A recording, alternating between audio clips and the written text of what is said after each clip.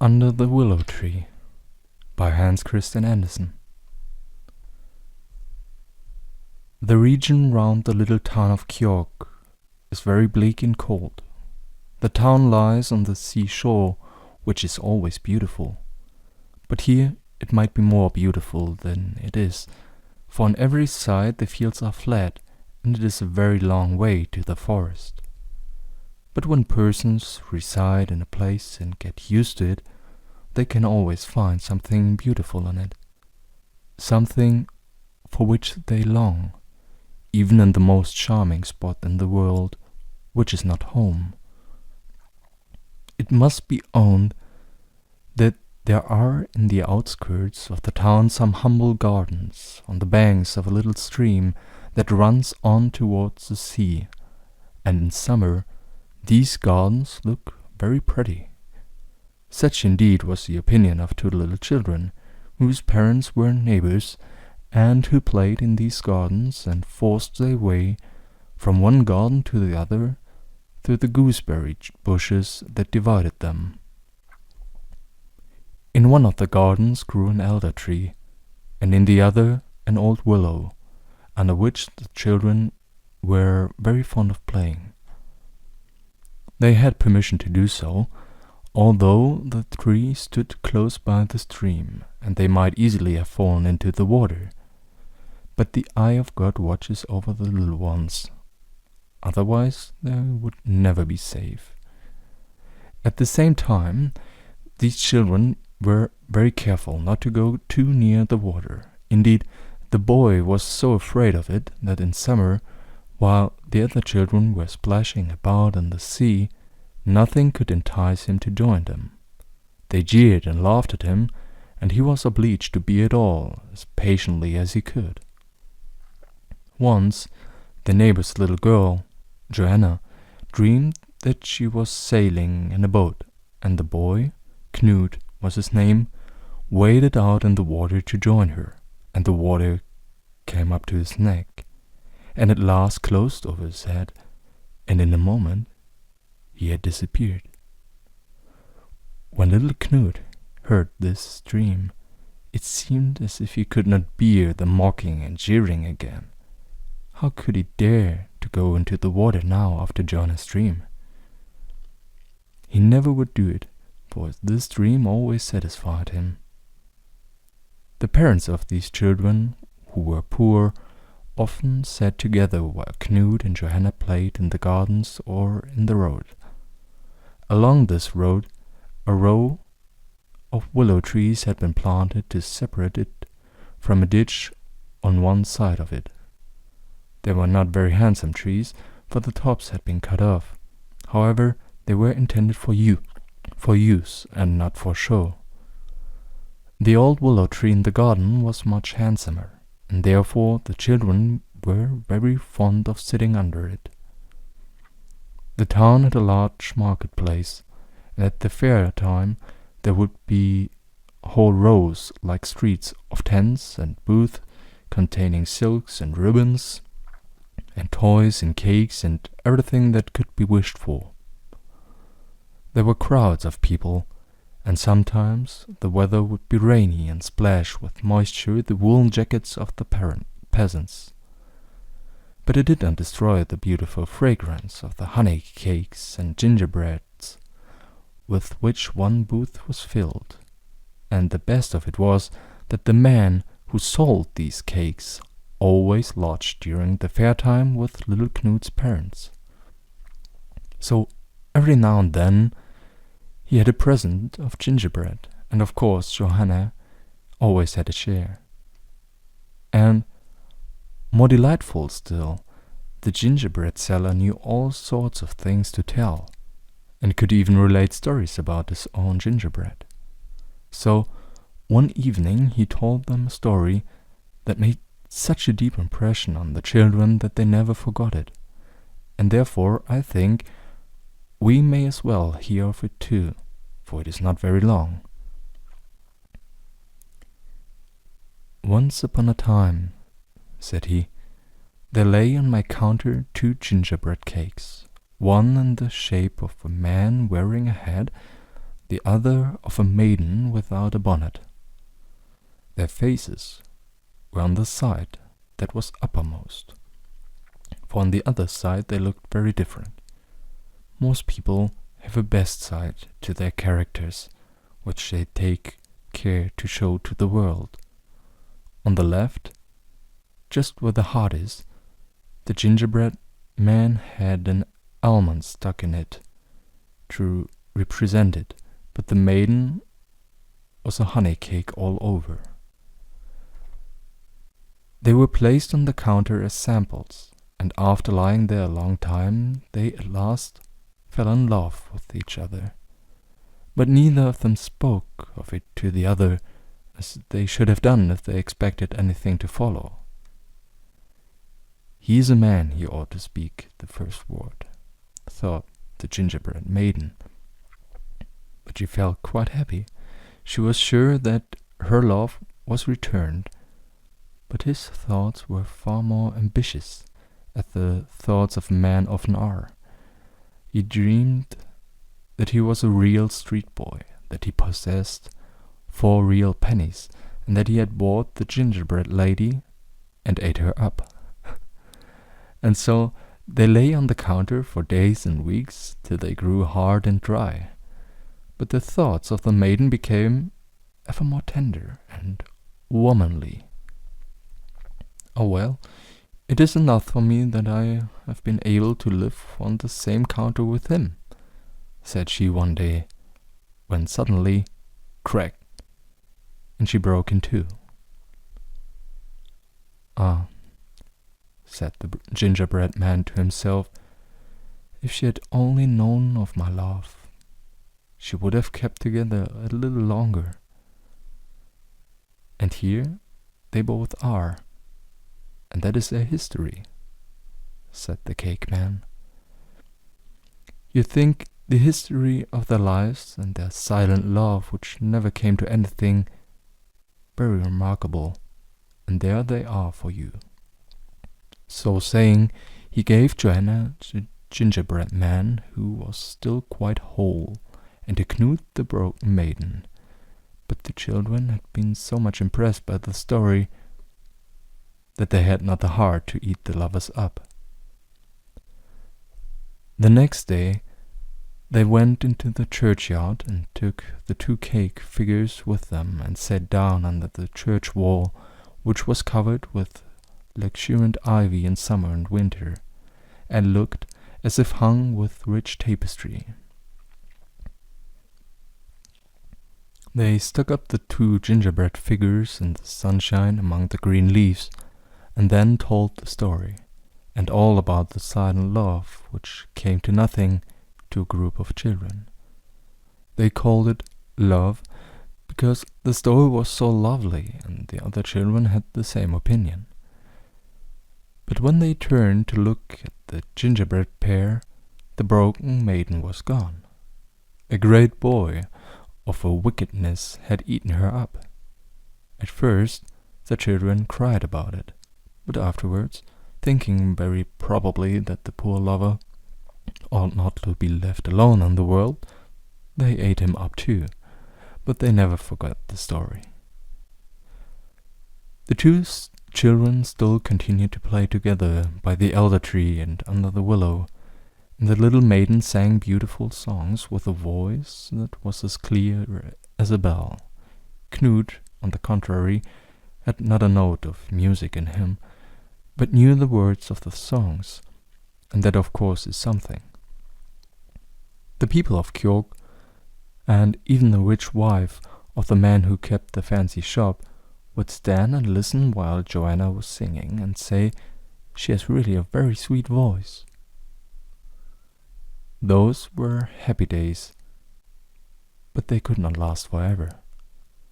The neighbors were separated.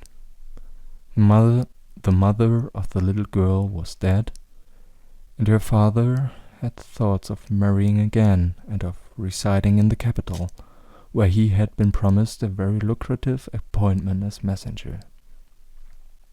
The neighbors parted with tears.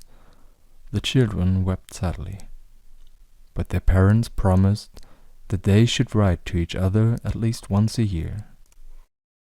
After this, Knut was bound apprentice to a shoemaker. He was growing a great boy and could not be allowed to run wild any longer. Besides, he was going to be confirmed. Ah, how happy he would have been on that festal day in Copenhagen with little Joanna, but he still remained at Kjork and had never seen the great city, though the town is not 5 miles away from it. But far across the bay, when the sky was clear, the towers of Copenhagen could be seen, and on the day of his confirmation he saw distinctly the golden cross and the principal church glittering in the sun. How often his thoughts were with Joanna, but did she think of him? Yes. About Christmas came a letter from my father to Knut's parents, which stated that they were going on very well in Copenhagen, and mentioning particularly that Joanna's beautiful voice was likely to bring her a brilliant fortune in the future. She was engaged to sing at a concert, and had already earned money by singing, out of which she sent her dear neighbors at Kjork a whole $1 for them to make merry on Christmas Eve, and they were to drink her health. She had herself added this in a postscript, and in the same postscript she wrote, "Kind regards to Knut." The good neighbors wept, although the news was so pleasant, but they wept tears of joy. Knut's thoughts had been daily with Joanna, and now he knew that she also had thought of him, and the nearer the time came for his apprenticeship to end, the clearer did it appear to him that he loved Joanna, and that she must be his wife. And a smile came on his lips at the thought, and at one time he drew the thread so fast as he worked, and pressed his foot so hard against the knee strap, that he ran the awl into his finger. But what did he care for that? He was determined not to play the dumb lover as both the gingerbread cakes had done. The story was a good lesson for him. At length he became a journeyman, and then, for the first time, he prepared for a journey to Copenhagen with his knapsack packed and ready. A master was expecting him there, and he thought of Joanna and how glad she would be to see him. She was now 17, and he 19 years old. He wanted to buy a gold ring for her in Kjork, but then he recollected how far more beautiful such things would be in Copenhagen. So he took leave of his parents, and on a rainy day late in autumn wandered forth on foot from the town of his birth. The leaves were falling from the trees, and by the time he arrived at his new master's in the great metropolis, he was wet through. On the following Sunday he intended to pay his first visit to Joanna's father. When the day came, the new journeyman's clothes were brought out, and a new hat, which he had brought in Kjork. The hat became him very well, for hitherto he had only worn a cap. He found the house he sought easily, but had to mount so many stairs that he became quite giddy. It surprised him to find how people lived over one another in this dreadful town. On entering a room in which everything denoted prosperity, Joanna's father received him very kindly. The new wife was a stranger to him, but she shook hands with him and offered him coffee. "Joanna will be very glad to see you," said her father. "You have grown quite a nice young man. You shall see her presently. She is a good child, and is the joy of my heart, and, please God, she will continue to be so. She has her own room now, and pays us rent for it."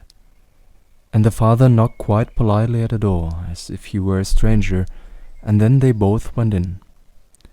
How pretty everything was in that room! A more beautiful apartment could not be found in the whole town of Kjork. The queen herself could scarcely be better accommodated. There were carpets and rugs and window curtains hanging to the ground. Pictures and flowers were scattered about. There was a velvet chair and a looking-glass against the wall, into which a person might be in danger of stepping, for it was as large as a door. All this Knut saw at a glance, and yet in truth he saw nothing but Joanna. She was quite grown up, and very different from what Knut had fancied her, and a great deal more beautiful. In all Kjork there was not a girl like her, and how graceful she looked, although her first glance was odd and not familiar, but for a moment only. Then she rushed towards him as if she would have kissed him. She did not, however, although she was very near it. Yes, she really was joyful at seeing the friend of her childhood once more, and the tears even stood in her eyes. Then she asked so many questions about Knut's parents and everything, even to the elder tree and the willow, which she called elder mother and willow father, as if they had been human beings. And so, indeed, they might be, quite as much as the gingerbread cakes. Then she talked about them and the story of their silent love, and how they lay on the counter together and split in two. And then she laughed heartily, but the blood rushed into Knut's cheeks, and his heart beat quickly. Joanna was not proud at all. He noticed that through her he was invited by her parents to remain the whole evening with them, and she poured out the tea and gave him a cup herself. And afterwards she took a book and read aloud to them, and it seemed to Knut as if the story was all about himself and his love, for it agreed so well with his own thoughts. And then she sang a simple song which, through her singing, became a true story, and as if she poured forth the feelings of her own heart. Oh, he thought, she knows I'm fond of her. The tears he could not restrain rolled down his cheeks, and he was unable to utter a single word. It seemed as if he had been struck dumb. When he left, she pressed his hands and said, "You have a kind heart, Knut. Remain always as you are now." What an evening of happiness this had been. To sleep after it was impossible, and Knut did not sleep.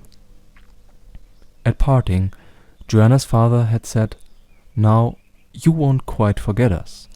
You must not let the whole winter go by without paying us another visit," so that Knut felt himself free to go again the following Sunday evening, and so he did.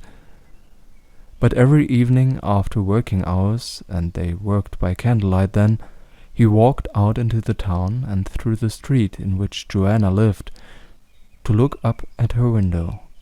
It was almost always lighted up, and one evening he saw the shadow of her face quite plainly on the window blind.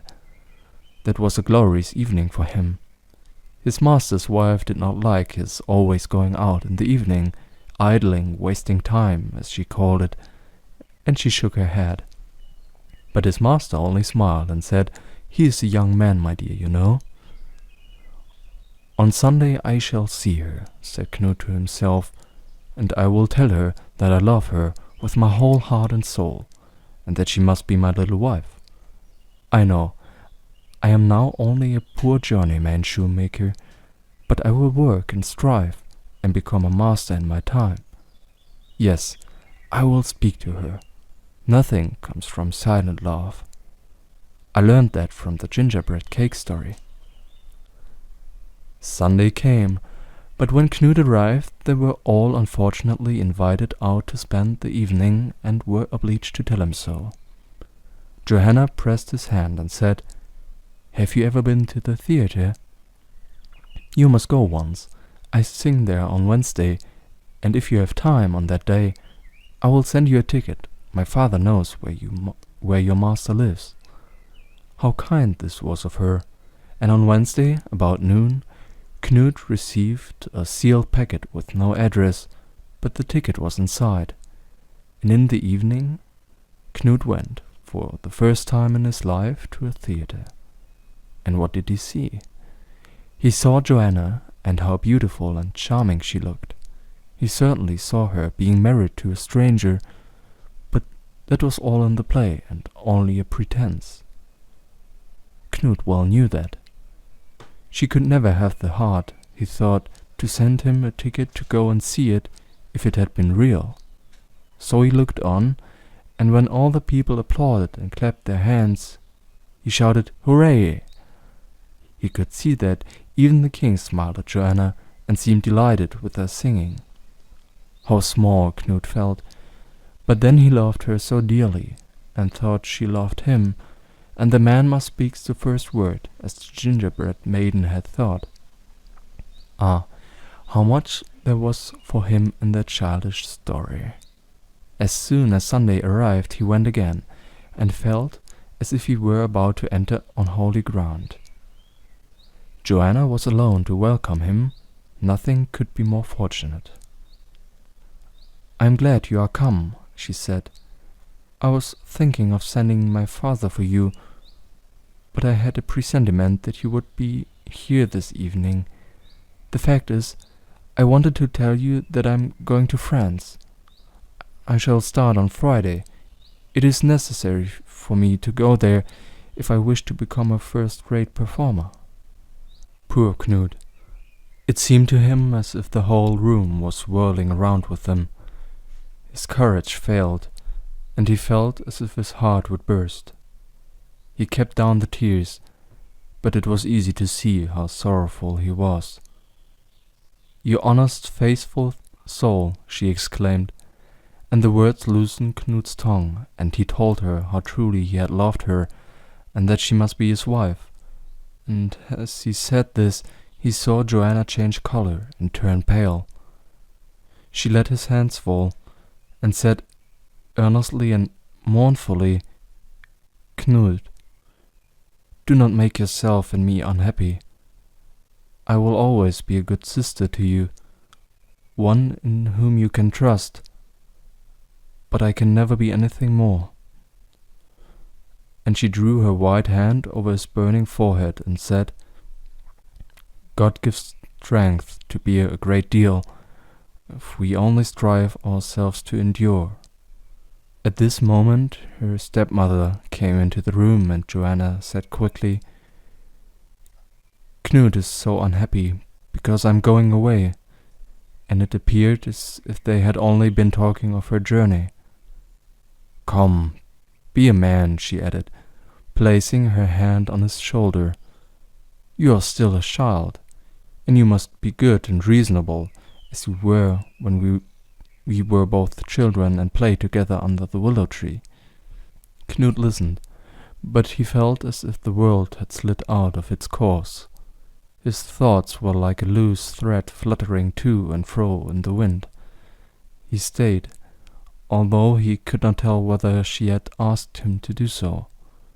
But she was kind and gentle to him. She poured out his tea and sang to him, but the song had not the old tone in it, although it was wonderfully beautiful and made his heart feel ready to burst. And then he rose to go.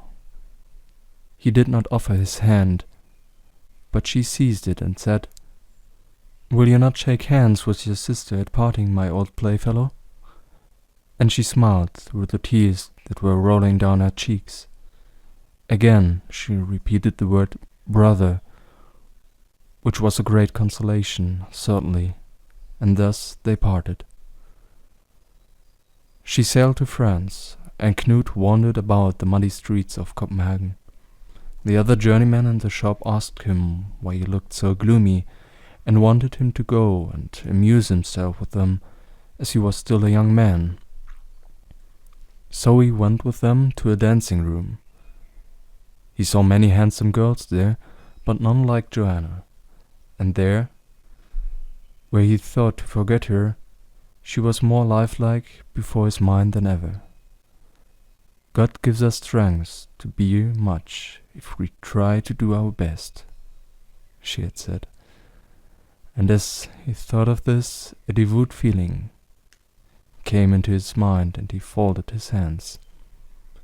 Then, as the violins played and the girls danced round the room, he started, for it seemed to him as if he were in a place where he ought not to have brought Joanna, for she was here with him in his heart, and so he went out at once. As he went through the streets at a quick pace, he passed the house where she used to live. It was all dark, empty, and lonely. But the world went on its course, and Knut was obliged to go on too. Winter came. The water was frozen, and everything seemed buried in a cold grave. But when spring returned and the first steamer prepared to sail, Knut was seized with a longing to wander forth into the world, but not to France. So he packed his knapsack and traveled through Germany, going from town to town, but finding neither rest or peace. It was not till he arrived at the glorious old town of Nuremberg that he gained the mastery over himself and rested his weary feet, and here he remained. Nuremberg is a wonderful old city, and looks as if it had been cut out of an old picture book. The streets seem to have arranged themselves according to their own fancy, and if the houses objected to stand in rows or rank and file, gables with little towers, ornamented towers, columns and statues can be seen to the city gate, and from the singular shaped roofs waterspouts formed like dragons or long lean dogs extend far across to the middle of the street. Here, in the marketplace, stood Knut, with his knapsack on his back, close to one of the old fountains which are so beautifully adorned with figures, scriptural and historical, and which spring up between the sparkling jets of water. A pretty servant maid was just filling her pails, and she gave Knut a refreshing draught. She had a handful of roses, and she gave him one, which appeared to him like a good omen for the future. From a neighboring church came the sound of music, and the familiar tones reminded him of the organ home at Kjörk. So he passed into the great cathedral. The sunshine streamed through the painted glass windows and between two lofty, slender pillars. His thoughts became prayerful, and calm peace rested on his soul. He next thought and found a good master in Nuremberg, with whom he stayed and learned the German language.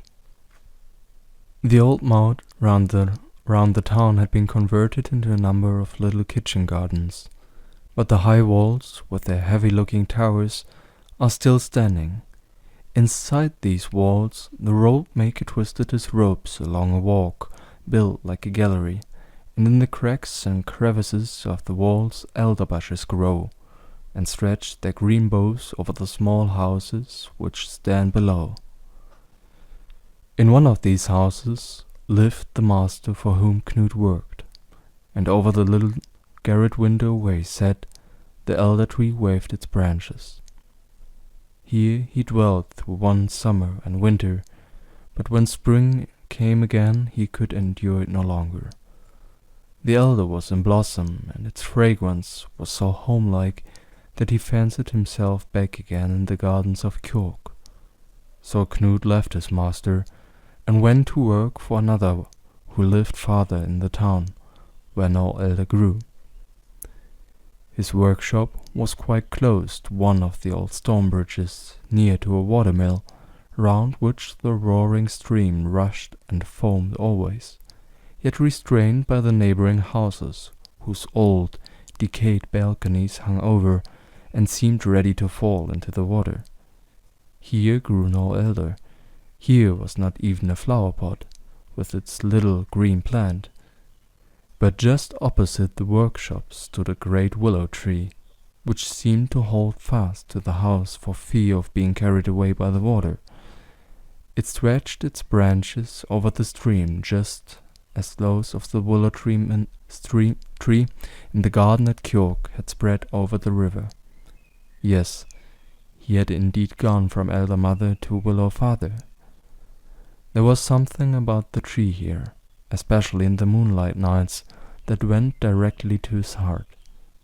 Yet it was not in reality the moonlight, but the old tree himself.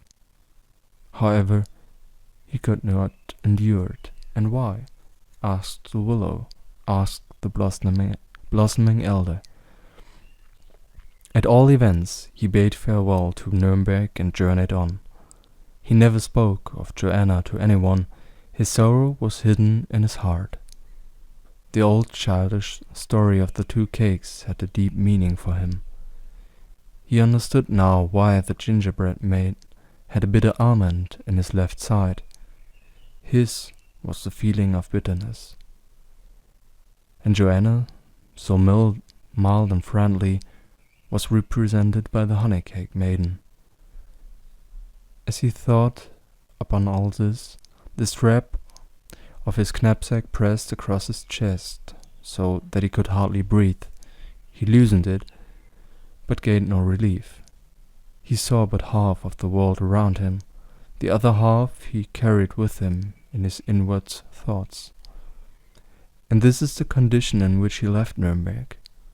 Not till he caught sight of the lofty mountains did the world appear more free to him.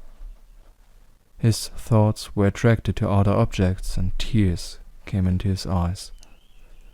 The Alps appeared to him like the wings of earth folded together. Unfolded, they would display the variegated pictures of dark woods, foaming waters, spreading clouds, and masses of snow. At the day, thought he, the earth will unfold its great wings and soar upwards to the skies, there to burst like a soap bubble in the radiant glance of the deity. Oh, sighed he, that the last day may come. Silently he wandered on through the country of the Alps, which seemed to him like a fruit garden, covered with soft turf. From the wooden balconies of the houses the young lace-maker nodded as he passed. The summits of the mountains glowed in the red evening sunset, and the green lakes beneath the dark trees reflected the glow. Then he thought of the seacoast by the Bay Kjork, with a longing in his heart that was, however, without pain. There, where the Rhine rolls onward like a great billow and dissolves itself into snowflakes, where glistening clouds are never changing, as if here was the place of their creation, while the rainbow flutters about them like a many-colored ribbon, there did Knut think of the watermill at Kjork, with its rushing, foaming waters. Gladly would he have remained in the quiet Rhenish town, but there were too many alders and willow trees. So he travelled onwards, over a grand, lofty chain of mountains, over rugged, rocky precipices, and along the roads that hung on the mountain side like a swallow nest. The waters foamed in the depth below him, the clouds lay beneath him. He wandered on, treading upon alpine roses, thistles, and snow, with the summer sun shining upon him, till at length he bid farewell to the lands of the north. Then he passed on, under the shade of blooming chestnut trees, through vineyards and fields of Indian corn, till conscious that the mountains were as a wall between him and his early recollections, and he wished it to be so. Before him lay a large and splendid city, called Milan, and here he found a German master who engaged him as a workman. The master and his wife, in whose workshop he was employed, were an old, pious couple, and the 2 old people became quite fond of the quiet journeyman, who spoke but little, but worked more and led a pious Christian life. And even to himself it seemed as if God had removed the heavy burden from his heart. His greatest pleasure was to climb, now and then, to the roof of the noble church, which was built of white marble. The pointed towers, the decorated and open cloisters, the stately columns, the white statues which smiled upon him from every corner and porch and arch. All, even the church itself, seemed to him to have been formed from the snow of his native land. Above him was the blue sky, Below him, the city and the wide-spreading plains of Lombardy, and towards the north, the lofty mountains covered with perpetual snow. And then he thought of the church of Kjork, with its red ivy-clad walls, but he had not longing to go there. Here, beyond the mountains, he would die and be buried. 3 years had passed away since he left home. 1 year of the time he had dwelt at Milan. One day his master took him into the town, not to the circus in which riders performed, but to the opera, a large building, itself a sight well worth seeing. The 7 tiers of boxes, which reached from the ground to a dizzy height near the ceiling, were hung with rich silken curtains, and in them were seated elegantly dressed ladies with bouquets of flowers in their hands. The gentlemen were also in full dress, and many of them wore decorations of gold and silver. The place was so brilliantly lighted that it seemed like sunshine, and glorious music rolled through the building. Everything looked more beautiful than in the theater at Copenhagen. But then Joanna had been there, and could it be? Yes. It was like magic. She was here also. For when the curtain rose, there stood Joanna, dressed in silk and gold, and with a golden crown upon her head. She sang, he thought, as only an angel could sing. And then she stepped forward to the front and smiled, as only Joanna could smile, and looked directly at Knut. Poor Knut! He seized his master's hands and cried out loud, "Joanna!" But no one heard him, excepting his master, for the music sounded above everything. Yes, it's Joanna," said this master, and he drew forth a printed bill and pointed to her name, which was there in full. Then it was not a dream. All the audience applauded her, and threw wreaths of flowers at her, and every time she went away they called for her again, so that she was always coming and going. In the street the people crowded round her carriage, and drew it away themselves without the horses. Knut was in the foremost row and shouted as joyously as the rest, and when the carriage stopped before a brilliantly lighted house, Knut placed himself close to the door of her carriage. It flew open, and she stepped out. The light fell upon her dear face, and he could see that she smiled as she thanked them and appeared quite overcome.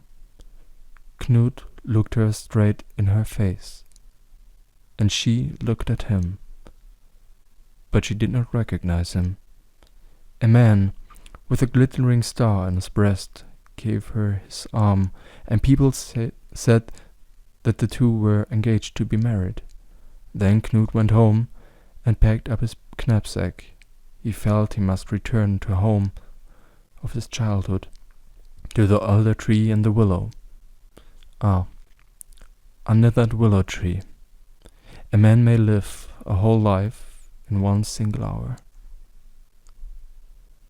The old couple begged him to remain, but the words were useless. In vain they reminded him that winter was coming, and that the snow had already fallen on the mountains. He said that he could easily follow the track of the closely moving carriages, for which a path must be kept clear, and with nothing but his knapsack on his back and leaning on a stick, he could step along briskly. So he turned his steps into the mountains, ascended on one side, and descended the other, still going north till his strength began to fail, and not a house or village could be seen. The stars shone in the sky above him, and down in the valley lights glittered like stars, as if another sky were beneath him. But his head was dizzy, and his feet stumbled, and he felt ill. The lights in the valley grew brighter and brighter, and more numerous, and he could see them moving to and fro. And then he understood that there must be a village in the distance. So he exerted his failing strength to reach it, and at length obtained shelter in humble lodging. He remained there that night and the whole of the following day, for his body required rest and refreshment. In the valley there was rain and a thaw. But early in the morning of the third day a man came with an organ and played one of the melodies of home. And after that Knut could remain there no longer, so he started again on his journey towards the north. He traveled for many days with hasty steps, as if he were trying to reach home before all whom he remembered should die. But he spoke to no one of his longing. No one would have believed or understood the sorrow of his heart, the deepest that can be felt by human nature. Such grief is not for the world, it is not entertaining even to friends, and poor Knut had no friends. He was a stranger, wandering through strange lands to his home in the north. He was walking one evening through the public roads. The country around him was flatter, with fields and meadows. The air had a frosty feeling. A willow tree grew by the roadside. Everything reminded him of home. He felt very tired, so he sat down under the tree and very soon began to nod. Then his eyes closed in sleep. Yet still he seemed conscious that the willow tree was stretching its branches over him.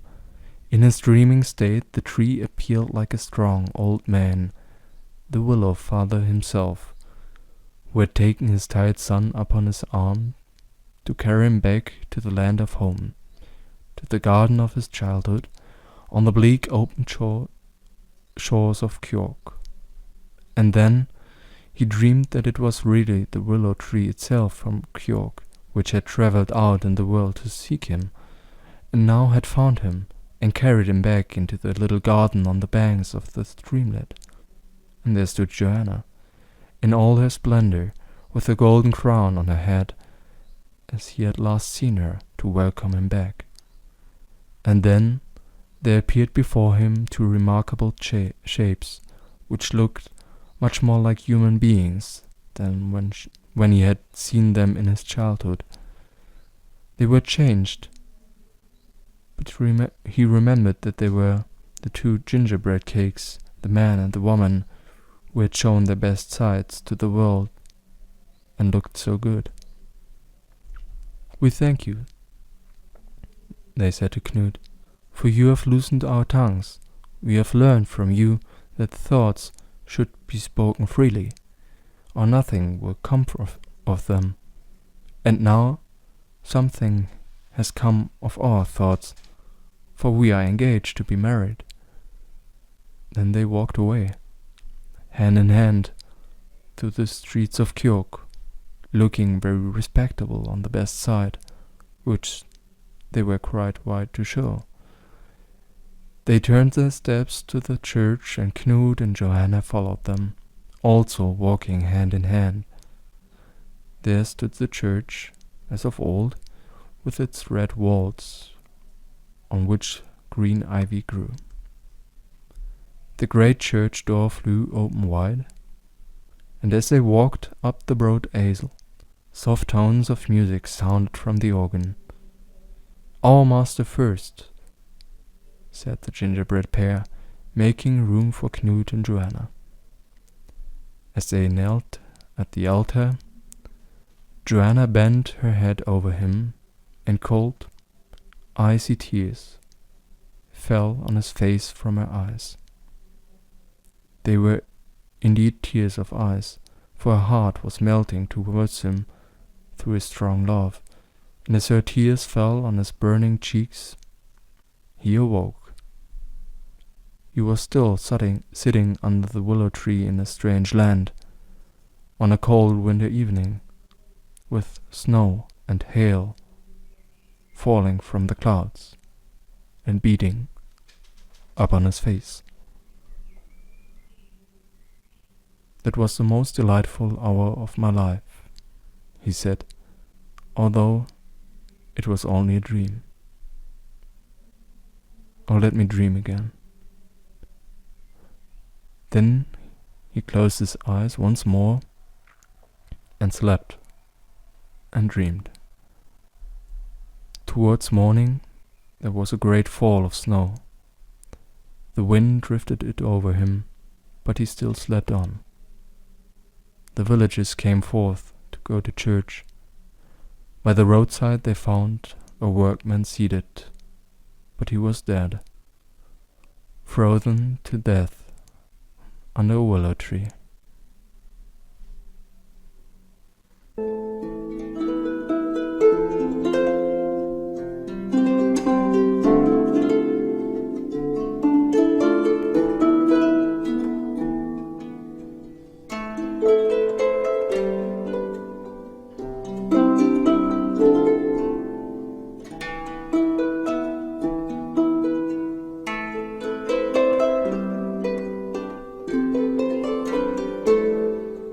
Es war ein König in Throne, gar treu bis an das Grab, im Sterben seine Bohle einen goldenen Becher gab.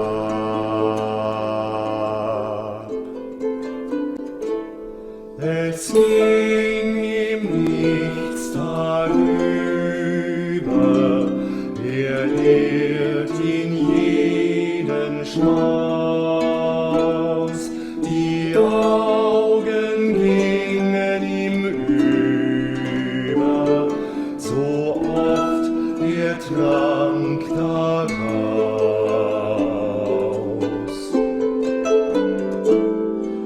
Und als kam zum Sterben, zählt seine Städt im Reich, gönnt alles seinen Erben, den Becher nicht zugleich.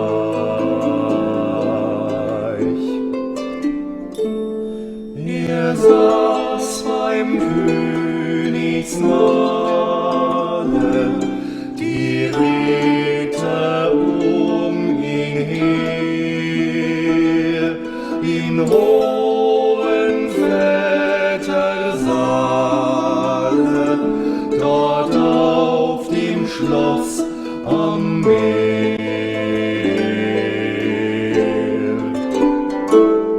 Dort stand der alte Zecher, trank letzte Lebensglut und warf den heiligen Becher hinunter in die Flut.